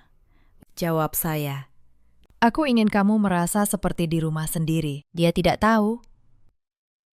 Kalimat itu punya makna ganda. Malam sebelum acara, saya menatap diri saya di cermin. Selama 8 tahun, saya menyembunyikan siapa saya. Besok, untuk pertama kalinya, saya akan menunjukkannya. Dan tidak akan ada yang bisa menghentikan saya. Hari itu tiba.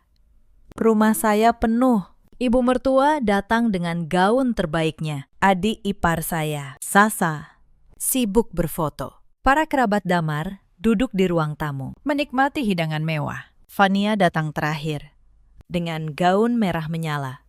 Berjalan, seolah dia sudah jadi nyonya rumah. Saya menyambut semua dengan senyum, mengenakan gaun sederhana. Melayani mereka satu persatu. Ibu mertua menatap saya dengan sinis. Anindya, nanti kalau acaranya mulai, kamu di dapur saja ya, biar nggak canggung. Baik. Bu, jawab saya pelan. Mereka semua tertawa. Mereka pikir mereka sudah menang. Lalu Damar berdiri, mengetuk gelas dengan sendok. Ruangan hening. Terima kasih semua sudah datang, katanya. Malam ini, aku ingin memperkenalkan seseorang yang sangat berarti dalam hidupku. Dia meraih tangan Fania. Menariknya, berdiri. Ini Fania, perempuan yang akan menjadi pendamping hidupku yang baru. Calon nyonya rumah ini. Ruangan riuh tepuk tangan. Ibu mertua tersenyum bangga. Sasa bersorak. Damar menatap saya dari kejauhan dengan senyum kemenangan. Seolah berkata, lihat. Kamu kalah. Saya berdiri di dekat pintu dapur. Diameter menunggu. Lalu Damar mengangkat gelasnya lebih tinggi. Dan malam ini juga, katanya. Aku ingin umumkan, Anindya dan aku sudah sepakat berpisah. Dia akan meninggalkan rumah ini. Baik-baik, semua mata menatap saya. Ada yang kasihan, ada yang mengejek.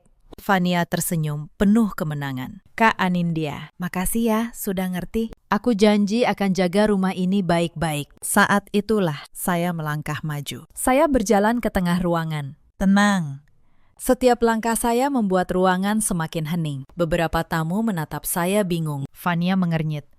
Damar mendelik, seolah memperingatkan saya untuk tidak membuat keributan. Sebelum saya pergi, kata saya. Boleh saya bicara sebentar? Damar mengernyit. Mau bicara apa? Sudah. Jangan bikin drama. Tenang. Mas, jawab saya. Cuma sebentar. Anggap saja ini hadiah perpisahan dariku. Saya menatap seluruh ruangan. Lalu saya bertanya dengan suara jelas. Sebelum kalian merayakan, ada yang tahu. Siapa pemilik rumah ini? Ruangan hening. Damar tertawa. Ya akulah. Siapa lagi? Saya tersenyum. Yakin? Mas, saya membuka tas saya, mengeluarkan sebuah map coklat. Lalu saya letakkan di meja, di depan semua orang. Ini, kata saya, akta asli rumah ini. Silakan dibaca. Atas nama siapa? Damar meraihnya cepat. Matanya bergerak membaca. Lalu wajahnya berubah pucat. Di akta itu tertulis satu nama. Anindya Pratiwi. Pemilik tunggal. Ini pasti palsu. Katanya gemetar. Silakan cek ke notaris, jawab saya. Atau ke kantor pertanahan. Semua sah. Saya mengeluarkan dokumen kedua. Ini sertifikat tanahnya, atas nama saya juga. Lalu, dokumen ketiga. Ini surat kepemilikan mobil yang selama ini Mas kira mobil dinas. Atas nama saya. Tangan Damar gemetar. Wajah ibu mertua memucat. Fania mundur selangkah. Saya menatap mereka satu persatu selama 8 tahun. Kalian mengira aku tidak punya apa-apa. Padahal semua yang kalian nikmati malam ini dibayar dengan uang saya. Ruangan mulai bergetar oleh bisik-bisik. Salah satu kerabat Damar, seorang om yang tadi paling keras menertawakan saya, kini berdiri dengan wajah pucat. Damar, katanya gugup. Apa? Ini benar? Rumah ini bukan punyamu. Damar tidak bisa menjawab. Mulutnya terbuka, tapi tidak ada kata yang keluar. Saya berbalik menghadap para tamu yang masih terpaku. Perkenalkan, saya Anindya Pratiwi, pemilik tunggal grup properti yang membangun setengah gedung di kawasan ini, termasuk rumah ini. Ruangan benar-benar senyap. Lalu mulai terdengar bisik-bisik. Para kerabat saling pandang. Beberapa yang tadi mengejek, kini menunduk. Seorang ibu yang tadi ikut arisan ibu mertua, kini menatap saya dengan mata berbeda, tatapan yang penuh penyesalan. Dia yang kemarin menyebut saya seperti pembantu, kini tidak berani menatap saya lama-lama. Damar terduduk di kursi. Nia, kamu. Kenapa kamu nggak pernah cerita? Saya menatapnya dingin. Karena aku ingin tahu kamu mencintai aku atau hartaku. Dan malam ini, kamu sudah menjawabnya. Aku masih cinta kamu. Dia, katanya panik. Fania, cuma kesalahan. Aku khilaf. Kita bisa mulai lagi. Demi Kenzo. Saya tersenyum getir. Lucu sekali. Kemarin aku tidak punya apa-apa. Jadi, aku layak dibuang. Sekarang, aku punya segalanya. Jadi tiba-tiba kamu cinta lagi. Cinta macam apa itu? Mas, Damar terdiam. Tidak ada jawaban. Fania mencoba bicara. Kak, aku nggak tahu apa-apa. Saya menoleh padanya. Oh, kamu tahu. Kamu tahu, Damar sudah beristri. Kamu tahu, ada anak di rumah ini. Tapi, kamu tetap maju. Aku cuma cinta sama dia, kata Fania. Suaranya bergetar. Cinta. Saya menatapnya tajam. Kamu bahkan sudah mengatur mau merenovasi kamar tidur saya. Kamu sudah memindahkan baju-baju saya ke dalam kardus. Itu bukan cinta, Fania. Itu keserakahan. Wajah Fania memerah.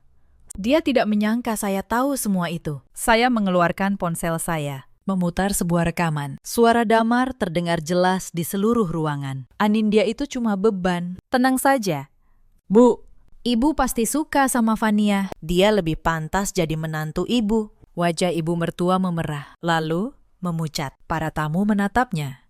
Dia yang tadi bangga, kini ingin menghilang. Saya memutar rekaman kedua. Kali ini suara ibu mertua sendiri. Pokoknya begitu dia tanda tangan surat itu, langsung usir. Jangan kasih waktu mikir. Lalu suara Sasa. Atau ancam soal Kenzo. Bilang kalau dia nggak mau. Dia nggak boleh ketemu anaknya lagi. Seluruh ruangan menatap mereka bertiga dengan ngeri. Para kerabat yang tadi datang untuk merayakan, kini menyaksikan wajah asli keluarga itu. Sasa menunduk. Tidak berani mengangkat kepala. Ibu mertua gemetar di kursinya. Saya memutar rekaman terakhir. Suara Damar lagi. Aku mau kamu pergi dari rumah ini. Kamu datang nggak bawa apa-apa. Jadi pergi juga nggak usah minta apa-apa. Saya menatap suami saya. Kamu benar, Mas. Seseorang akan pergi dari rumah ini malam ini. Tapi bukan aku. Lalu saya menoleh ke arah pintu. Pak Hendra masuk bersama 2 orang petugas. Ini Pak Hendra, pengacara saya, kata saya. Dan dokumen di tangannya adalah surat resmi. Mulai malam ini, Damar tidak lagi punya hak tinggal di rumah ini. Begitu juga keluarganya. Pak Hendra meletakkan surat di meja. Semua sudah sesuai hukum. Bapak Damar dan tamu yang bukan penghuni sah diminta meninggalkan properti ini malam ini juga. Damar berdiri. Panik. Dia, tunggu. Kita bisa bicarakan ini baik-baik. Aku hilaf. Potong saya. 8 tahun bukan hilaf. Mas, itu pilihan. Ibu mertua mencoba mendekat. Anindya, nak, ibu minta maaf. Ibu nggak tahu. Kalau ibu tahu kamu sekaya ini, berhenti. Bu, kata saya tegas. Itu masalahnya. Ibu baru menghargai saya setelah tahu saya kaya. Selama 8 tahun saya melayani ibu dengan tulus. Dan ibu memilih membuang saya. Ibu mertua terdiam. Tidak ada lagi kata yang bisa dia ucapkan. Perempuan yang dulu begitu angkuh, yang mengukur saya dari pakaian dan mobil, kini duduk membungkuk di kursinya. Tangannya gemetar. Wajahnya pucat menahan malu di depan seluruh kerabat dan tamu yang dia undang sendiri. Inilah yang dia tabur selama 8 tahun lamanya. Dan inilah yang dia tuai malam ini. Di hadapan semua orang. Vania mengambil tasnya, mencoba pergi diam-diam. Tapi, saya memanggilnya. Vania, sebelum pergi, ada satu hal. Kantor tempat kamu bekerja, gedungnya milik saya. Mulai besok, kontrakmu di sana akan ditinjau ulang. Bukan karena dendam, tapi karena perusahaan saya tidak butuh orang yang merusak rumah tangga orang lain. Wajah Vania pucat pasi. Dia berlari keluar tanpa menoleh. Para tamu mulai pergi satu persatu. Ada yang berbisik permintaan maaf pada saya. Ada yang hanya menunduk malu. Dalam waktu 1 jam, rumah yang tadi penuh tawa kemenangan, kini sunyi. Damar berdiri di tengah ruangan kosong, sendirian. Menatap saya dengan mata yang tak lagi punya kuasa. Dia, katanya lirih. Kita punya anak. Kamu gak bisa lakukan ini ke aku. Saya menatapnya. Kenzo akan tetap kenal ayahnya. Aku tidak akan menghalangi itu. Tapi sebagai suami, kamu sudah selesai. Kamu yang mengakhirinya sendiri. Malam ini. Di depan semua orang, saya mengambil tas saya, lalu berjalan ke kamar Kenzo. Anak saya sudah tertidur. Tidak tahu apa-apa. Saya memeluknya, dan untuk pertama kalinya, dalam berbulan-bulan, saya bisa bernapas lega. Proses perceraian berjalan cepat. Dengan semua bukti yang saya miliki. Rekaman. Percakapan. Surat palsu yang ingin dia paksakan. Posisi Damar tidak punya celah. Di persidangan, Damar mencoba melawan. Dia menyewa pengacara. Dia bilang dia berhak atas separuh harta sebagai suami. Tapi semua aset itu adalah warisan dari ayah saya atas nama saya sebelum pernikahan. Secara hukum, dia tidak punya hak apapun. Pengacaranya bahkan menyarankan dia berdamai. Pak Damar, posisi Bapak sangat lemah. Lebih baik Bapak menerima keputusan dengan baik. Hakim memutuskan hak asuh Kenzo jatuh kepada saya. Damar mendapat hak kunjungan, tidak lebih. Rumah, mobil, semua aset tetap atas nama saya, karena memang selalu begitu. Saat sidang berakhir, Damar mendekati saya di lorong pengadilan. Dia, katanya lirih. Aku menyesal, sungguh. Tolong beri aku kesempatan, saya menatapnya. Pria yang dulu saya cintai, yang kini hanya menyisakan rasa iba. Damar, kata saya, tenang. Kesempatan itu sudah pernah kamu punya selama 8 tahun. Dan kamu memilih membuangnya. Saya berbalik pergi, tidak menoleh lagi. Damar pindah ke rumah kontrakan kecil. Dia kehilangan pekerjaannya tak lama kemudian. Bukan karena saya, tapi karena reputasinya, berita tentang malam itu menyebar. Tidak ada perusahaan yang mau merekrut pria yang mengkhianati istri yang menanggung hidupnya. Yang menarik, perusahaan tempat dia dulu bekerja, yang dulu menaikkan jabatannya. Ternyata sebagian sahamnya dimiliki oleh perusahaan saya. Investasi diam-diam yang dulu saya lakukan untuk membantunya. Kini, investasi itu saya tarik, bukan untuk membalas dendam, tapi karena saya tidak ingin lagi menopang orang yang tidak menghargainya. Fania menghilang. Kabar terakhir, dia kembali ke kampung halamannya. Kontraknya di kantor memang ditinjau ulang, dan dia memilih mengundurkan diri sebelum dipecat. Mimpinya menjadi nyonya rumah berakhir di malam itu juga. Ibu mertua mencoba menghubungi saya beberapa kali. Awalnya meminta maaf, lalu meminta bantuan. Lalu, ketika saya tetap tenang, dia mulai menyalahkan saya. Kamu jahat, Anindya, katanya suatu kali di telepon. Kamu hancurkan keluarga ini. Saya menjawab, tenang, Bu. Saya tidak menghancurkan apapun. Saya hanya berhenti menutupi kehancuran yang sudah kalian buat sendiri. Lalu saya menutup telepon. Untuk terakhir kalinya, saya tidak pernah membalas dendam pada mereka. Saya hanya berhenti memberi apa yang dulu saya berikan dengan tulus. Dan ternyata kehilangan itu sendiri sudah cukup menjadi pelajaran bagi mereka. 1 tahun kemudian, hidup saya tenang.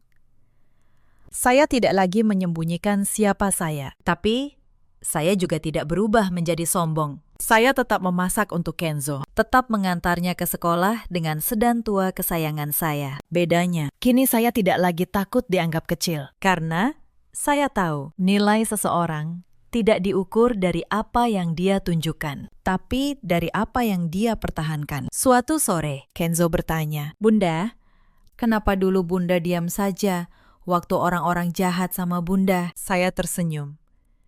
Lalu memeluknya. Nak, kadang diam bukan berarti lemah. Kadang diam adalah cara orang kuat menunggu waktu yang tepat. Dia mengangguk, walau mungkin belum sepenuhnya mengerti. Bunda, mau kamu ingat satu hal, lanjut saya. Jadilah orang yang baik, tapi jangan pernah biarkan kebaikanmu dimanfaatkan. Karena ada orang yang membalas kebaikan dengan kejahatan. Dan kepada mereka, kamu cukup berhenti memberi. Itu sudah cukup. Kenzo memandang saya dengan mata bening. Aku ngerti, Bunda. Aku mau jadi kuat kayak Bunda. Saya memeluknya erat. Air mata saya jatuh. Tapi kali ini, air mata bahagia. Malam itu, saya duduk di teras, menatap langit. Dan untuk pertama kalinya dalam bertahun-tahun, saya merasa benar-benar utuh. Saya tidak kehilangan apapun yang benar-benar berharga. Saya justru menemukan kembali diri saya. Perempuan yang kuat, ibu yang tangguh, dan manusia yang tahu kapan harus diam dan kapan harus berbicara. Cerita ini mengajarkan satu hal. Jangan pernah menilai seseorang dari luarnya. Dan jangan pernah mengkhianati orang yang mencintaimu dengan tulus. Hanya karena kamu pikir dia tidak punya apa-apa. Di luar sana, ada banyak perempuan seperti Anindya. Perempuan yang memilih sederhana. Bukan karena tidak mampu, tapi karena ingin dicintai dengan jujur. Dan terlalu sering, ketulusan itu dibalas dengan pengkhianatan. Di luar sana, ada juga banyak suami seperti Damar yang merasa berkuasa atas istrinya. Lupa bahwa rasa hormat tidak bisa dipaksa dan cinta tidak bisa dibeli. Dan ada pula para ibu mertua yang mengukur menantu dari harta, bukan dari hati, yang baru menyesal setelah semuanya terlambat. Damar kini hidup sederhana. Menyesali pilihannya setiap hari. Fania menghilang membawa malunya, sementara Anindya bangkit, lebih kuat, lebih utuh. Bersama anaknya, dalam hidup kita selalu punya pilihan, memilih jujur atau memilih serakah, dan setiap pilihan selalu membawa balasannya sendiri. Bagaimana menurut kalian? Apakah Anindya terlalu sabar atau justru tepat menunggu waktunya? Ceritakan pendapat kalian di kolom komentar. Terima kasih sudah menemani sampai akhir. Sampai jumpa di kisah berikutnya.